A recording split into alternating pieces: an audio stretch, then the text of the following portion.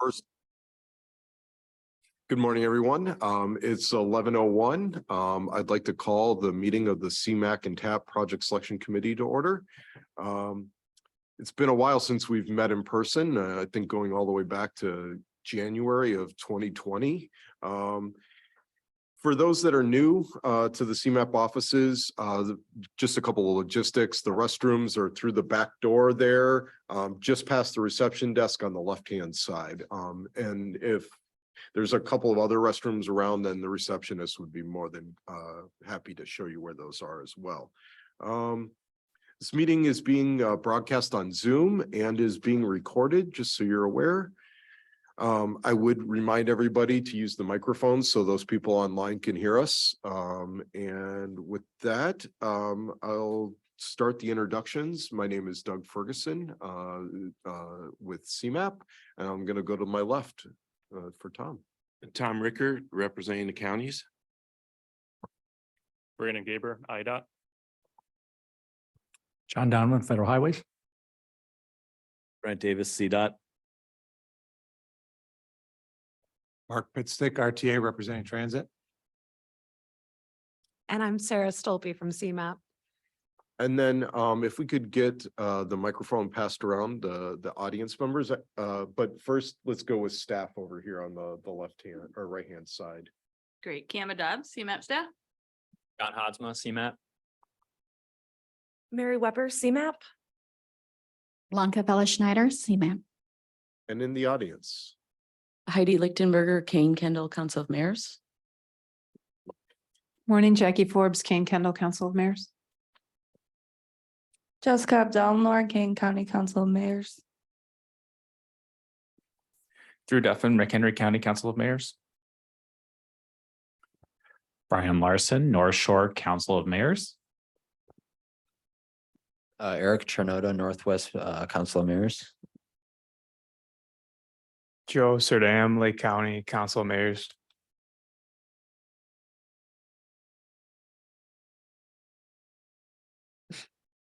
Nickelbine with Trans Systems.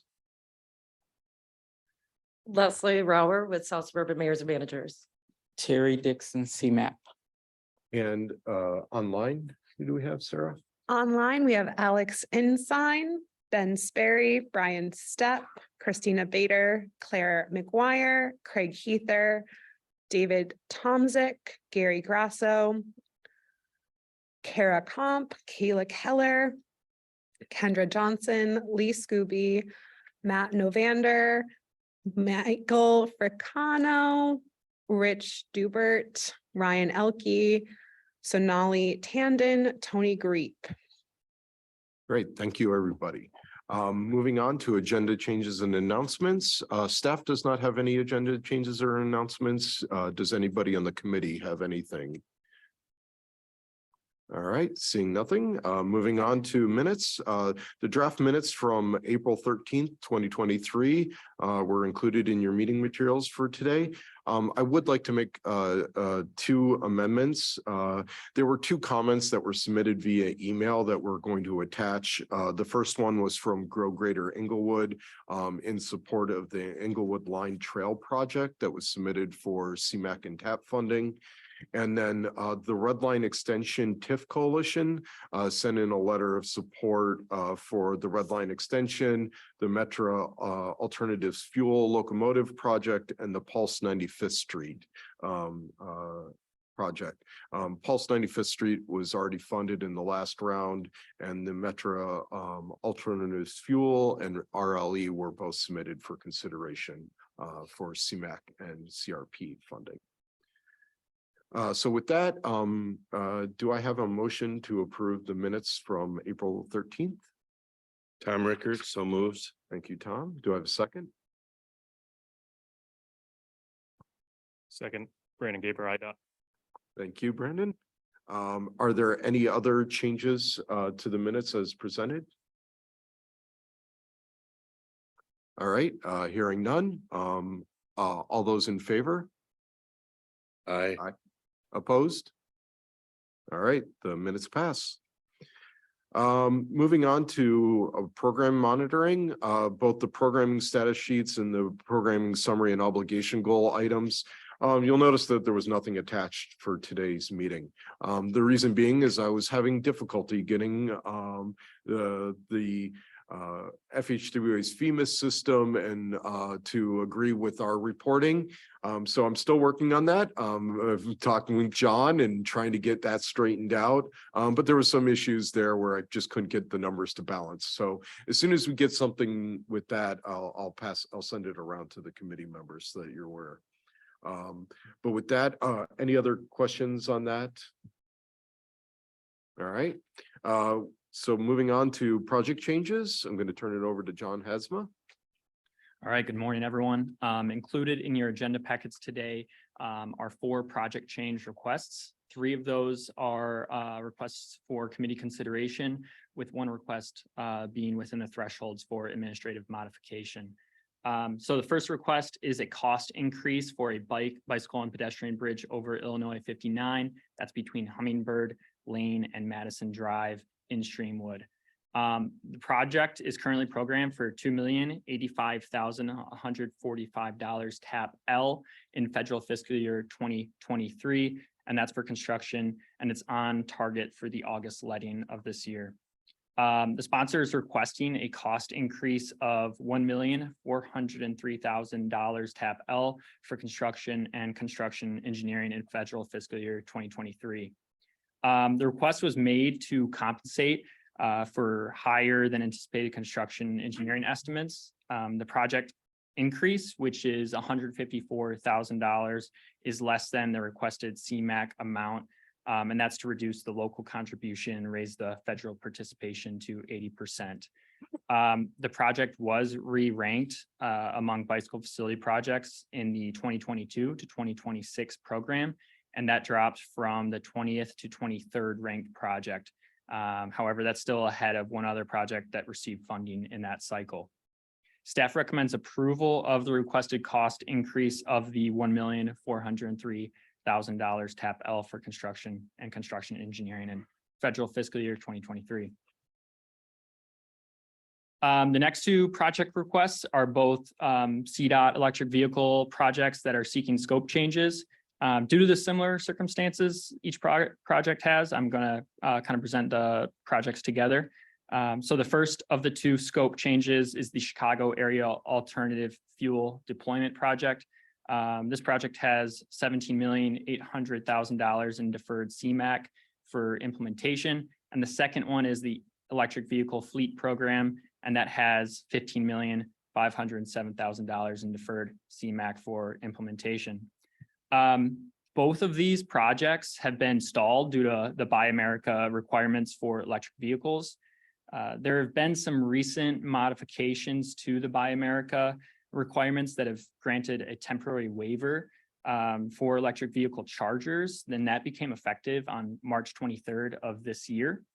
With that waiver in effect, CDOT also requested scope changes for these 2 electric vehicle projects to shift that scope to electric vehicle chargers. CDOT's also estimated that the mission benefit for each project will not fall below what was calculated in the original scope of each project. So for the EV fleet program, that already includes an electric vehicle charging component in its project scope. So that scope would change from purchases of 182 electric vehicles to 0, while the number of electric vehicle chargers would shift from 191 to 597. And then for the other project, the alternative fuel deployment, that does not have any electric charging component within its scope in its current form. So with that, staff recommends consideration of the 2 requested scope changes. Just due to the unique circumstances both these projects face, we just wanted to make sure we had a conversation among the committee here to determine an appropriate direction for these 2 scope changes. And then before we go ahead and move into discussion, I just want to make note that we did have a project that fell within the administrative thresholds, and that was a $500,000 cost increase to CDOT State Lake Station improvement, and that was approved by staff. So with that, that concludes my report. I'm happy to take any questions if there are any during discussion. Great, thank you, John. Are there any questions or I would like to discuss the EV just so that we're like in the charging stations, just so we're all on the same page with that. But Brandon? You may address it in your item, but just kind of curious if the 597 chargers are only on CDOT properties, or are they gonna expand that out to other properties as well? I'm gonna look at Grant to see if he has an answer to that. So it would not be on just CDOT properties. So it's like a citywide project. I don't know the specifics of which locations it is, but yeah. Okay, I'm new to the project, but just considering the EV fleet program for CDOT, that's kind of where that question came from, but certainly, thank you very much. But we don't know how many chargers would come out of the alternative fuels deployment project. We don't, I don't believe that was included. That project originally was providing rebates for the electric truck program and the electric cab program.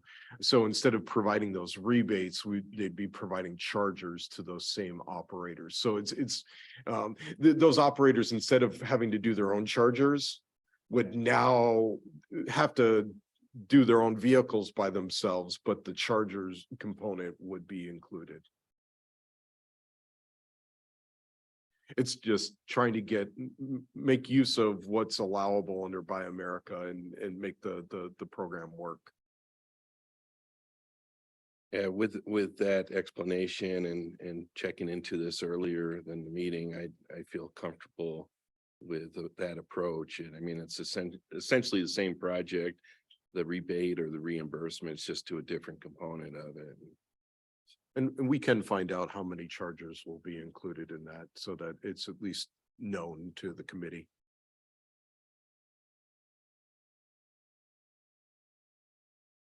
Any other questions or concerns? Yes, Mark. I just looking for some clarification on the CDOT State Lake Station. First, the agenda says administrative modification, but memo said it was approval, so I assume it's administrative modification.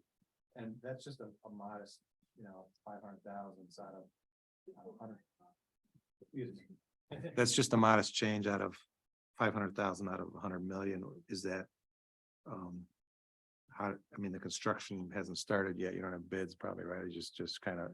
It was funding that was left over in, I think, Washington Wabash. So it's a just transfer. transferring it. Okay, I think I saw that in the actual description. All right.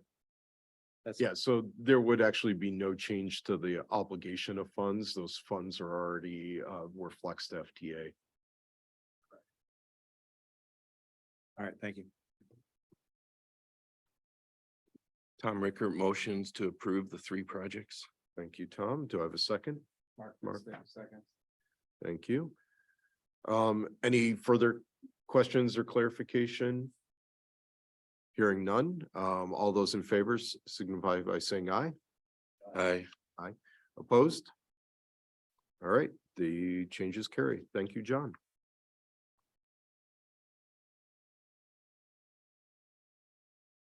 All right, just give me one more second to just kind of shift papers around here.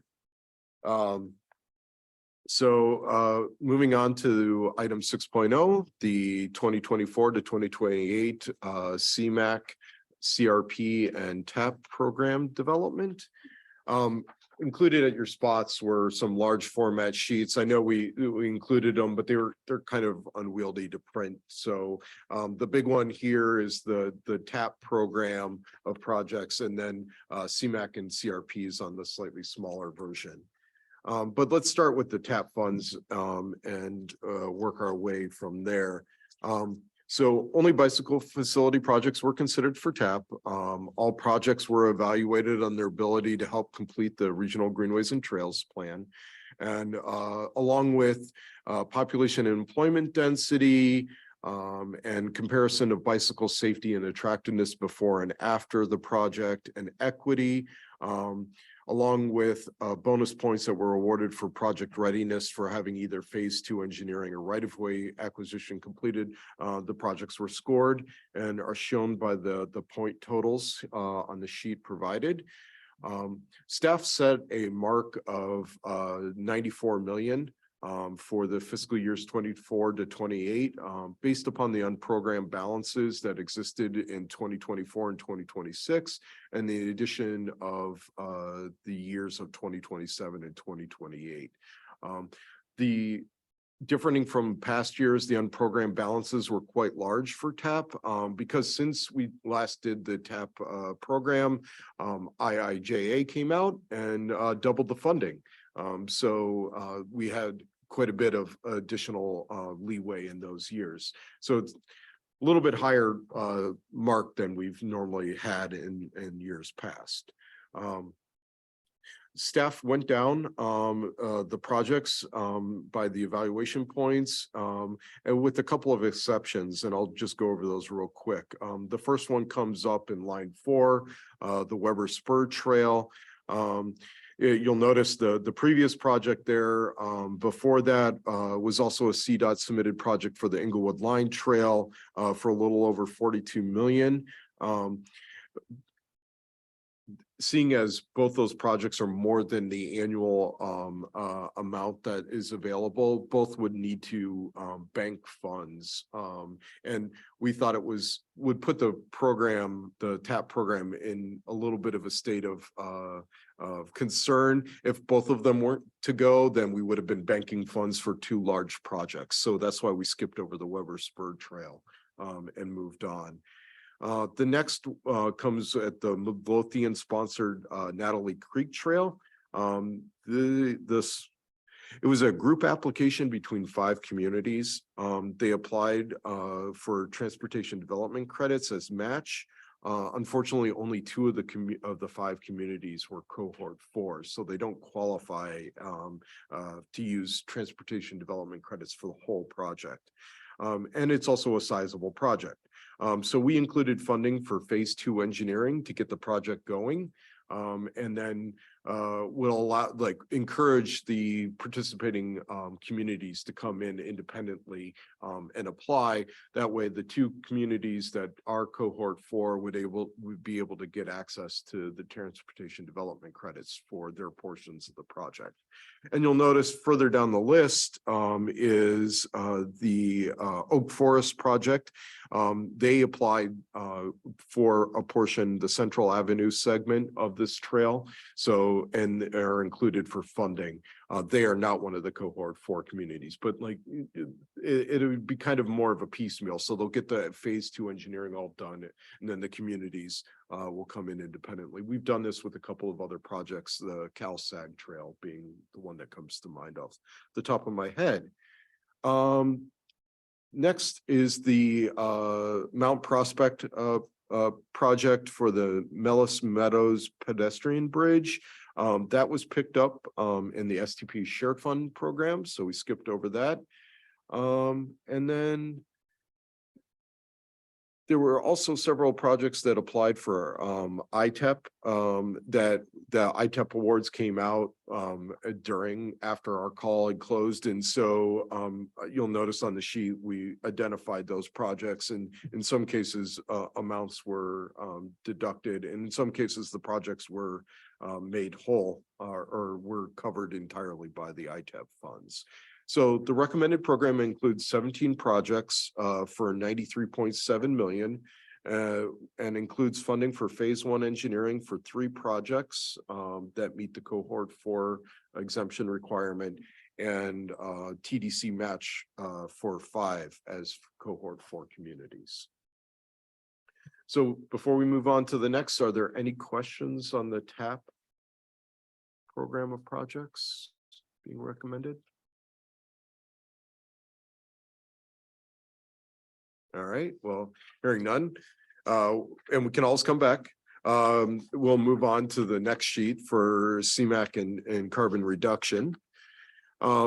as everybody's pretty much aware, the carbon reduction program is new to the region. But similar to TAP, it is only about 18 to 20 million per year over the life of the IIJA bill.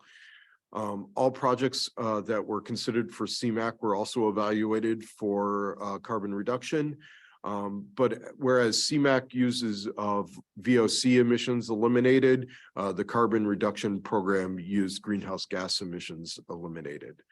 Scoring for both included transportation impact criteria and equity scoring. The difference only being the emissions used for the air quality cost effectiveness score. And so the air quality cost effectiveness score is in the middle of the sheet. You'll see there's a score for CMAQ and then a score for CRP. So that's the difference between the two. The mark for CMAQ was set at 264.4 million based on the balances in 24 through 26 and the addition of estimated funds for years 27 and 28. The mark for CRP is a little bit different in that no funding has been programmed to date. So this includes fundings for 22 and 23, as well as the unprogrammed funds 24 through 26, and additional funds estimated for 27 and 28. So the mark for CRP is 135.2 million. Before I jump into the sheet, any question on the marks or the scoring of the projects? Yeah, just for clarification. Yeah. How do we know if they're getting proposed funding from CRP versus CMAQ? Is there a way to tell that? Yeah, so I did my best here to kind of think, but the bright red in the recommended column, so there's only 4 projects that are being recommended for CRP. The first one you'll see is the Pace Halstead line in this list. Got it. Okay. So going down the list, just wanted to highlight the ones that were kind of skipped over. First and foremost, if they were included on the TAP list, they were skipped over, which includes like projects like the third one down, the bicycle facility for the Des Plaines River Trail, or the Midlothian Natalie Creek Trail. But we did get quite a few applications from IDOT District 1 this year. They submitted 36 applications, which was a lot more than normal. So we did choose to fund the first 12 in the ranked order of their applications and then skipped over the rest. So of those 12, 2 of them are other, they're ITS signal projects that are being done like on a kind of a regional segment, and then 10 signal interconnect projects. That brings us down to, for skipping down to page 3. The next one that got skipped over was the Cook County eastward extension of the 606 trail. By the time we got to that project, there wasn't enough funding for $31.8 million. So that's why that one was skipped over. But the next project on the list, DuPage County's intersection improvement project of Illinois Route 38 and Winfield Road, there was enough remaining funds to pick up that one. So for the CRP funds, as I mentioned, those are the ones marked in red. When you sorted by the CRP priority index score, the carbon or the direct emissions reduction projects and the transit facility projects were at the top.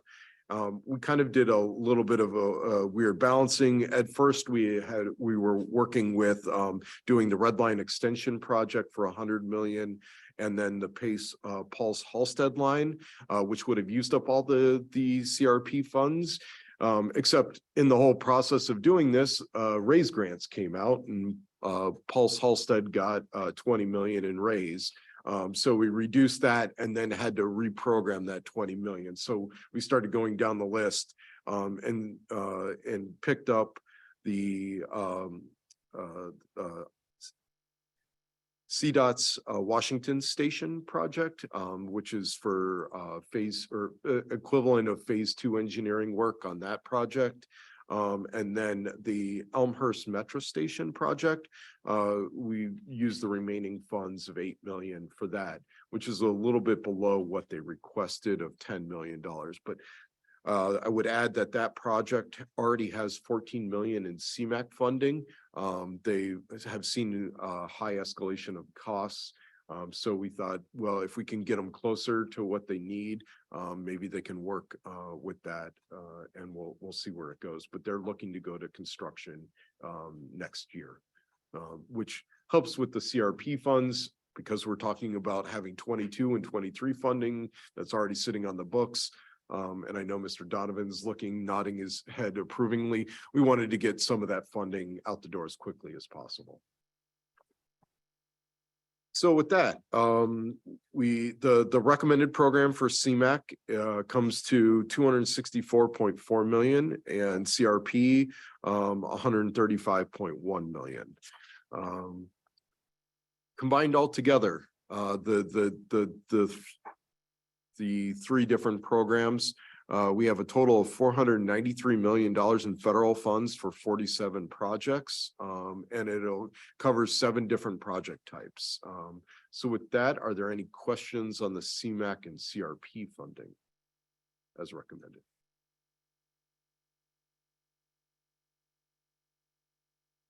Yeah, Mark. Yeah.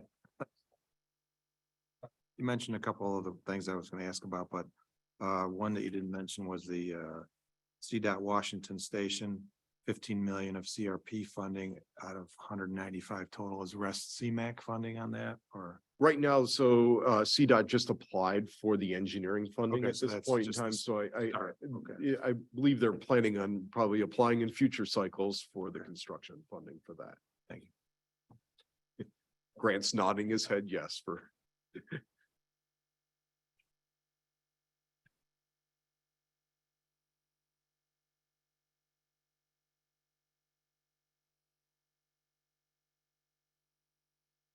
I would add, while you're looking this over, so for today, we're looking for approval to recommend the programs to go up for public comment through August 11th.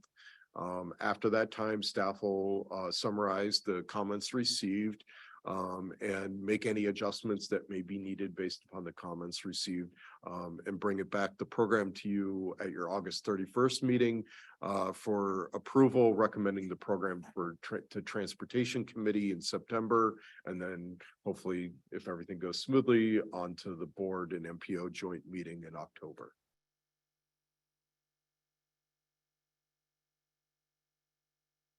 So with that, I would be looking for a recommendation. You have. Yeah. Mark Pitstick motions to release the program for public comment. Thank you, Mark. Do I have a second? Grant Davis, second. Thank you, Grant. Any further comments, questions before we go to a vote? All right, seeing none. All those in favor signify by saying aye. Aye. Opposed? All right, the programs will be released for public comment. Thank you. All right, now I have to go back and find where I left off.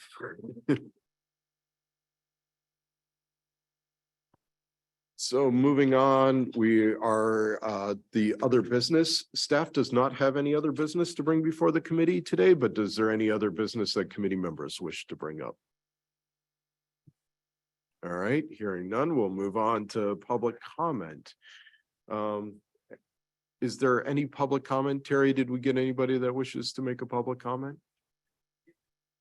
Okay. Kim, is there anybody online? All right, we did receive an email comment from Grow Greater Inglewood, thanking the support for the Inglewood Line Trail project. They would encourage the recommendation to consider funding in federal fiscal 2024 versus 2025. Certainly staff understands that they would like to get the project done. However, it may not meet with going through the different requirements of engineering that have to be completed to get the project to construction. So while we will take it under advisement, obviously we'll work with CDOT to make sure that the money is programmed accordingly to what the schedule allows. So with that, moving on to the next meeting will be scheduled for, I think I probably have an error here on the agenda. It should be August 31st at 11 a.m. here. And with that, I'd be looking for a motion for adjournment. Do I have a motion? Tom Ricker, so moves. Thank you, Tom. Grant Davis, second. Thank you, Grant. All those in favor for adjourning? Aye. Any opposed? All right. Thank you very much.